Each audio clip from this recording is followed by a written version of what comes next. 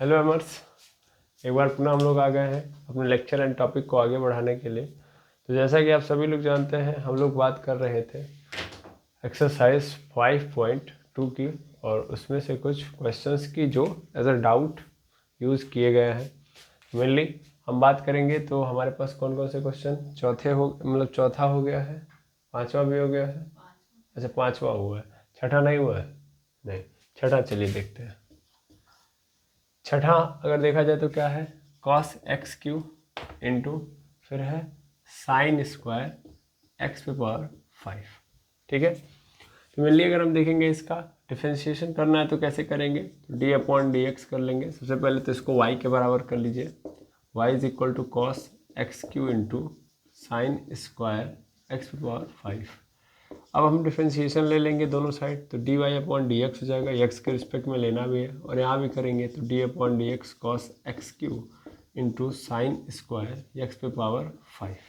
ठीक है, अब अगर हम डिफरेंशिएशन यहाँ से करें तो देखिएगा ये क्या है, एक फंक्शन है, ये दूसरा फंक्शन है, तो एफ एक्स इंटू जी एक्स हो जाएगा।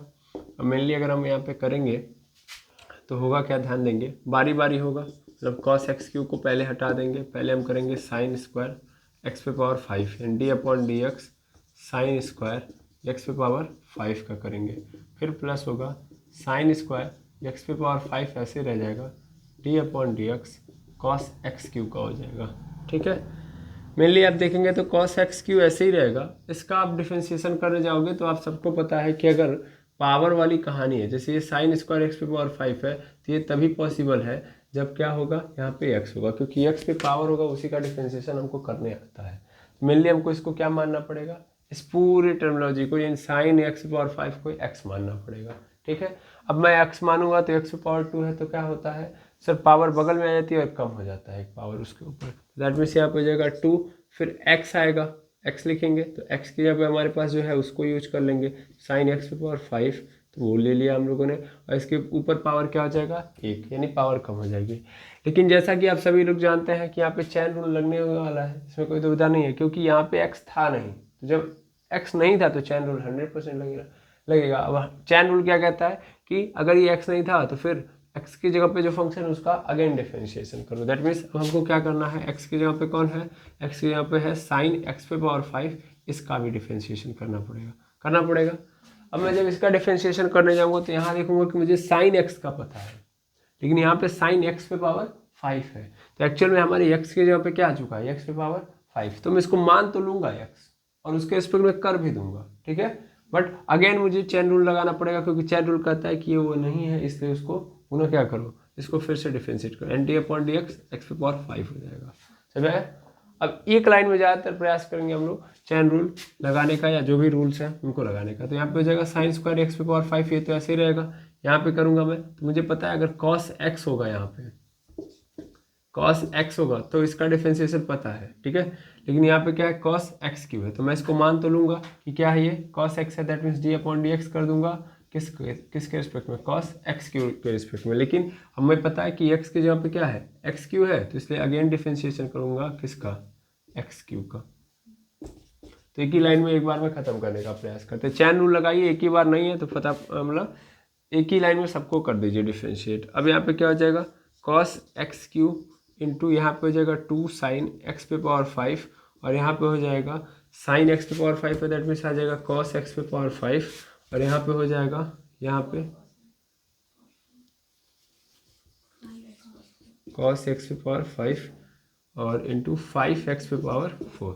ठीक है, ऐसे हम यहाँ पे देखेंगे तो यहाँ पे हो जाएगा साइन स्क्वायर एक्स पे पावर 5 और गुणे कॉस एक्स क्यू अगर हम करेंगे तो क्या हो जाएगा, माइनस साइन एक्स क्यू हो जाएगा, और यहाँ पे हो जाएगा 3x स्क्वायर।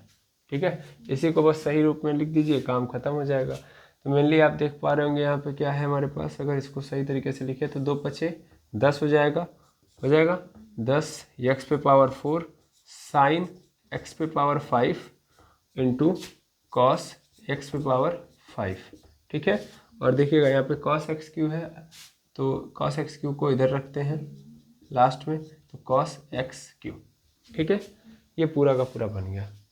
फिर ऐसे ये लिखिएगा, ये माइनस और प्लस माइनस हो जाएगा। यहाँ पे देखेंगे 3x क्यू को 3x स्क्वायर इधर कर लेंगे, पहले कर लेंगे, और यहाँ पे क्या है, यहाँ पे साइन स्क्वायर एक्स पे पावर 5 ये रहने देंगे और इंटू साइन एक्स पे पावर क्यू।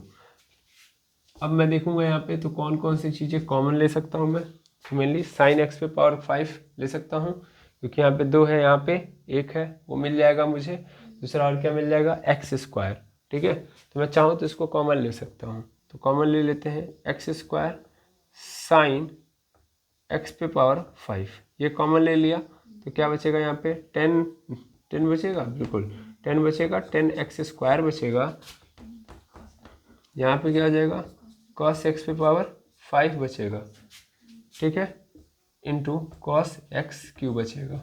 ठीक है, cos x क्यू बचेगा, माइनस यहाँ पे 3 बचेगा, एक्स स्क्वायर तो चला गया, इसमें से 1 चला गया, 1 बच जाएगा, साइन x पे पावर 5 और इंटू साइन x क्यू। ठीक है, ये पूरा का पूरा हमारे पास डेरिवेशन के रूप में मिल जाएगा। ठीक है, इसके अलावा तो कोई और टर्मिनोलॉजी इसके अंदर हम सेट कर नहीं सकते, तो यही हमारा क्या हो जाएगा, आंसर हो जाएगा। ठीक है, क्लियर, ठीक है, सही है। आई होप ये पूरा का पूरा क्वेश्चन आपको समझ में आ गया होगा। चलिए अब नेक्स्ट क्वेश्चन के मूव करते हैं।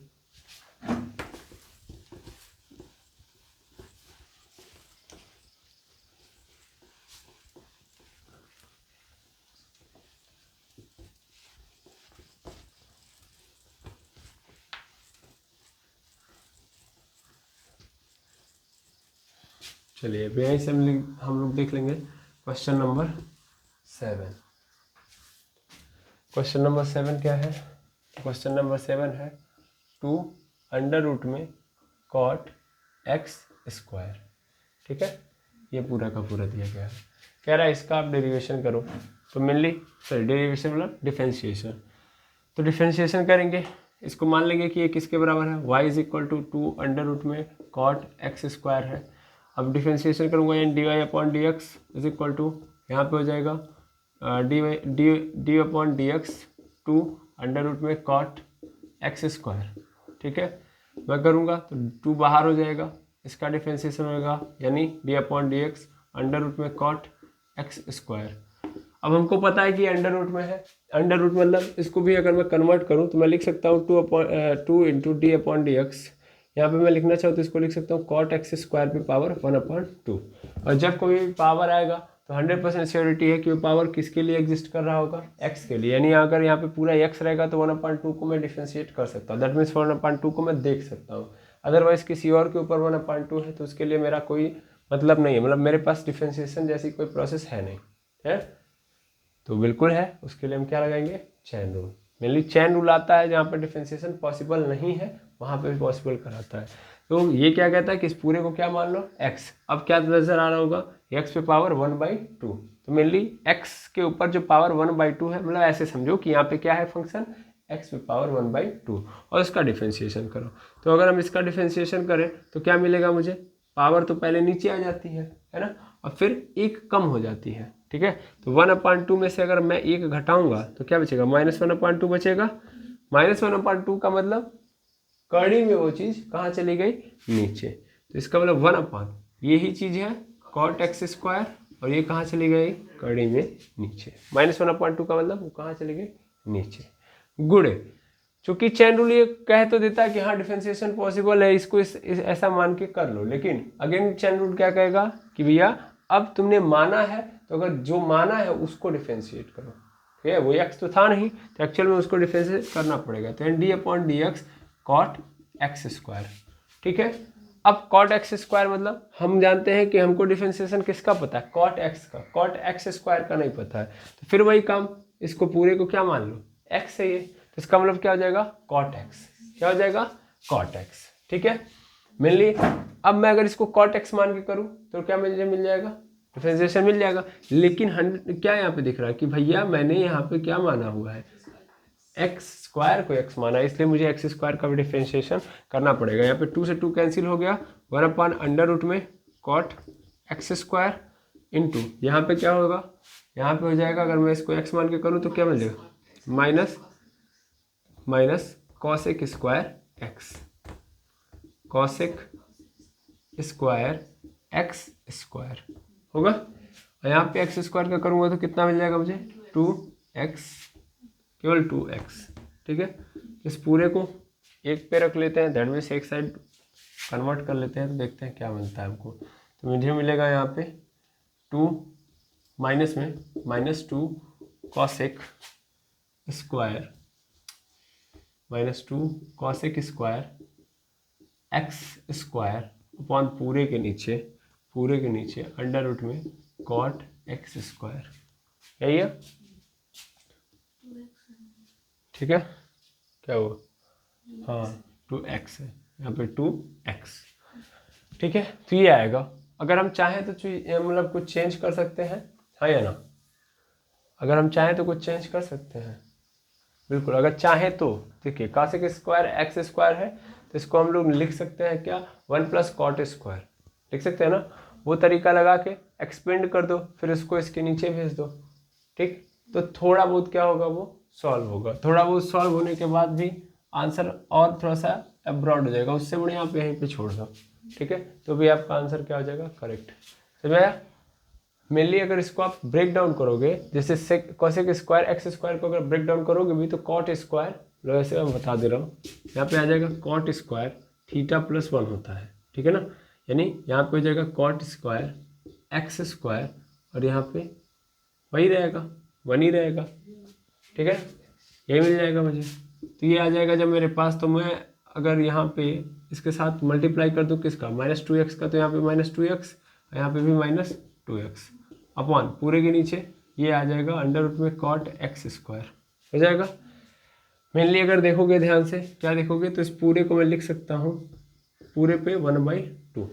ठीक है, अब मैं बारी बारी एक बार इसको दे दूँ, एक बार इसको दे दूँ, तो मेरे पास आ जाएगा -2x cot square X square into, इसको ऊपर लेके जाओ तो क्या हो जाएगा कॉट एक्स स्क्वायर, या सीधा सीधा बोलूँ तो कॉट एक्स स्क्वायर पे पावर क्या आ जाएगा 1/2। ठीक है, और वो भी माइनस में, जबकि यहाँ पे क्या होगा इस पूरे पे पावर 2। समझ में आ रहा है। तो इसमें बेस वाले कहानी लगाएंगे, 2 में से 1/2 कम हो जाएगा, क्या आ जाएगा 3/2 आ जाएगा, और यहाँ पे इसके नीचे रहेगा ही रहेगा, तो यानी यहाँ पे क्या आ जाएगा, अगर देखा जाए तो -2x upon cot X square पे पावर 1/2 है, अंडर रूट में रहने दो, इसको ऊपर नहीं लाएंगे। क्या हुआ, ठीक है। अब यहाँ से सॉल्व करोगे तो क्या मिल जाएगा तुमको, -2x और कॉट एक्स स्क्वायर, यहाँ पे पूरा कॉट एक्स स्क्वायर हो जाएगा और पूरे पे पावर आ जाएगा 3/2, और ये बगल में ये ऐसे कनेक्टेड रहेगा। यहाँ भी आसान करना चाहो तो 2x को क्या ले लो बाहर। ठीक है, तो -2x को बाहर ले लो, -2x को बाहर ले लोगे तो पूरा पूरा ये बन जाएगा, यहाँ पे माइनस के यहाँ पे प्लस हो जाएगा, यहाँ पे 1 हो जाएगा। ठीक है, तो अगर देखा जाए तो ये मेरे पास फाइनल आंसर आएगा, लेकिन क्या ये वाला इससे ज़्यादा अच्छा दिख रहा है, नहीं। देखिए फाइनल आंसर तब हम मानते हैं जब हमको सिंपलेस्ट नज़र आ जाता है। ठीक है ना, अब ध्यान से देखिए, यहाँ पे देखा जाए तो ये सिंपलेस्ट नहीं है, ठीक है, जबकि यहाँ पे क्या है, ये सिंपल फॉर्म है, लेकिन देखा जाए तो सिंपल फॉर्म इसका ज़्यादा ही कॉम्प्लेक्स है। समझ आ रहा है, तो इसका सिंपल फॉर्म कॉम्प्लेक्स हो गया, इसीलिए हम आंसर किसको लेंगे, उसको लेंगे। ठीक है, वैसे तो ज़्यादातर प्रयास हमको यही करना चाहिए कि हर क्वेश्चन को क्या कर देना चाहिए, हर क्वेश्चन को हमेशा सिंपल फॉर्म में ला के रखना चाहिए, तब उसको आंसर मानना चाहिए। जब तक सिंपल ना हो जाए तब तक हमको उसको सॉल्व करते रहना चाहिए। और मेनली ट्रिग्नोमेट्री के अंदर ये चीज़ें बड़ी इजी होती है। मेनली जब आप आंसर लेके आओगे तो 100% सॉल्व थोड़ा सा करना पड़ेगा। ठीक है, तो करिएगा ज़रूर, लेकिन फाइनल आंसर अगर कुछ इस तरीके से दिखे तो ऊपर कहीं अच्छा खासा दिख रहा होगा, उसी को आंसर मान लीजिएगा। अब नेक्स्ट क्वेश्चन की ओर मूव करते हैं।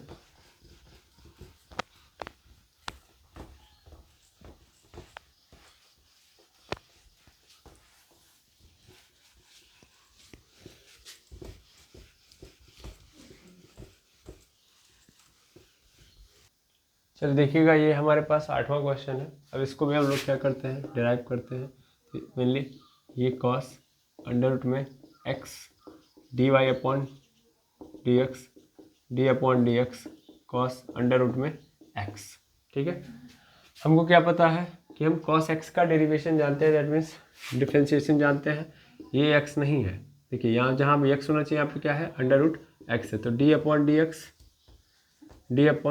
dx और कॉस एक्स का अगर हम करेंगे मतलब मेनली तो क्या मिलेगा मुझे, इसका डिफ्रेंशिएशन करते हैं, सॉरी डायरेक्ट डिफ्रेंशिएशन करेंगे तो माइनस साइन अंडर रूट में एक्स मिल जाएगा। लेकिन एक्स की जगह पे अंडर रूट एक्स था, इसलिए हम डिफ्रेंशिएशन करेंगे अंडर रूट एक्स का भी। और अंडर रूट एक्स का डिफ्रेंशिएशन मतलब आप सबको पता है क्या मिल जाएगा हमको, minus sine under root X, ये तो मिलेगा ही मिलेगा। इसका डिफ्रेंशिएशन होता है क्या बोलते हैं, यहाँ पे देखेंगे 1/2 अंडर रूट में एक्स, ये बन जाता है। ठीक है, 1/2 अंडर रूट में एक्स। इस पूरे को इसके नीचे लिख दीजिए, सीधा सीधा आंसर ले लेते हैं हम लोग, साइन अंडर रूट में x/2 अंडर रूट एक्स। अब हम चाहें तो भी इसको इससे ज़्यादा सॉल्व कर ही नहीं सकते। ठीक है, तो यही क्या है हमारा आंसर। ठीक है, दैट इज़ योर आंसर। तो इस तरीके से क्वेश्चन नंबर 8 भी समाप्त। अब हमारे पास 9वां क्वेश्चन आता है और 10वां क्वेश्चन। तो 9वां और 10वां क्वेश्चन थोड़ा सा अलग है। ये एक्चुअल में डिफरेंशिएशन नहीं करने के लिए बोल रहा है, एक्चुअल में डिफरेंशिबिलिटी निकालने के लिए बोल रहा है। तो सबसे पहले हमको डिफरेंशिबिलिटी का कॉन्सेप्ट समझना पड़ेगा, अदरवाइज हम कहाँ निकाल पाएंगे। सबसे पहले हम देखेंगे डिफरेंशिबिलिटी कैसे निकालें।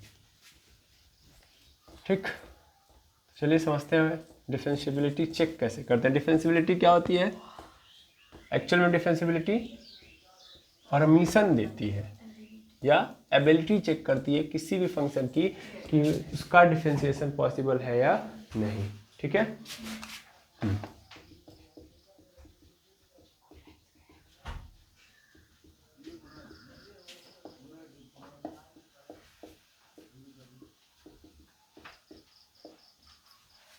आप समझते हैं मतलब डिफरेंशिबिलिटी को। तो डिफरेंशिबिलिटी मतलब अवकलनीयता क्या कहता है ये।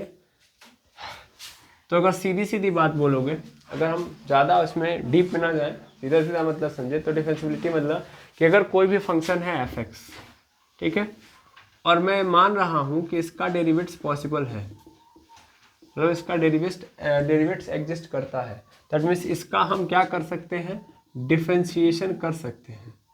डिफरेंशिएशन कर सकते हैं। तो सीधा सीधा समझिएगा, तो इस एफ एक्स का देखिए किसी पर्टिकुलर पॉइंट पे, ठीक है, किसी पर्टिकुलर पॉइंट पे इस फंक्शन की वैल्यू, इसका राइट हैंड डेरिवेट्स और लेफ्ट हैंड डेरिवेट्स